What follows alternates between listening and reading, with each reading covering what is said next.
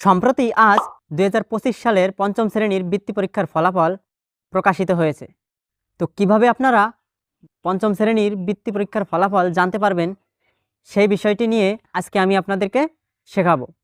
চলুন ভিডিওটি শুরু করা যাক।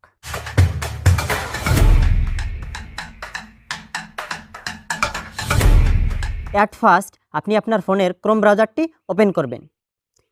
এরপর সার্চ বারে গিয়ে টাইপ করবেন ipemis.dpe.gov.bd/result।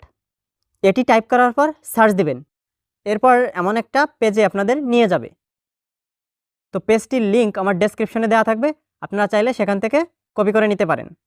উপরে একটা বক্স আছে, এই বক্সে আপনারা প্রাথমিক বৃত্তি পরীক্ষা 2025 সিলেক্ট করবেন।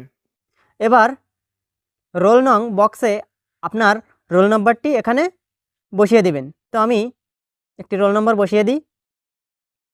এবার দেখেন এখানে যে ক্যাপচা আছে এটি এখানে যা লেখা থাকবে সেইভাবে আপনারা এই নিচের এই বক্সে সেম একইভাবে টাইপ করবেন। তো আমিও সেম উপরে যা আছে সেটি এখানে টাইপ করলাম। এরপর সাবমিট করুন অপশনে ট্যাপ করবেন। এখানে কিছুটা লোড হতে পারে, অপেক্ষা করবেন। দেখেন আমার রেজাল্ট এখানে চলে আসছে। দেখেন এখানে ফলাফল সাধারণ বৃত্তিপ্রাপ্ত লেখা আসছে। এবার আপনি এই রেজাল্টটি ডাউনলোড করতে চাইলে ডাউনলোড আইকনে ট্যাপ করবেন। এরপর এখান থেকে স্ক্রিনশট দিলে দিতে পারেন, অথবা আপনি যদি চান এর একটা পিডিএফ ফাইল ডাউনলোড করবেন তাহলে উপরে দেখেন পিডিএফের একটা আইকন দেওয়া আছে, এই আইকনে ট্যাপ করবেন।